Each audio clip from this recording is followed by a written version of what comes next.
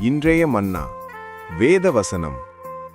என் கண்மலையும் என் மீட்பருமாகிய கர்த்தாவே, என் வாயின் வார்த்தைகளும் என் இருதயத்தின் தியானமும் உமது சமூகத்தில் பிரீதியாயிருப்பதாக.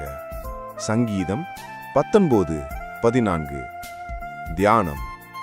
நாம் சொல்வது நம் வாழ்க்கையை உருவாக்கும். நாம் சிந்திப்பது நம் நாளை தீர்மானிக்கும். நல்ல வார்த்தைகள், நல்ல எண்ணங்கள் நம்மை உயரத்திற்கு கொண்டு செல்லும். கர்த்தர் உன் கண்மலை, நீ அசைக்கப்படுவதில்லை. அவர் உன் மீட்பர், நீ தோல்வியடைய மாட்டாய். ஜெபம்.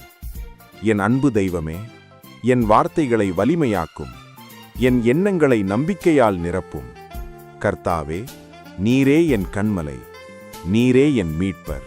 நான் சொல்வதும் சிந்திப்பதும் உமக்கு பிரியமாயிருக்கட்டும். இயேசுவின் நாமத்தில் ஜெபிக்கிறோம் பிதாவே. ஆமென்.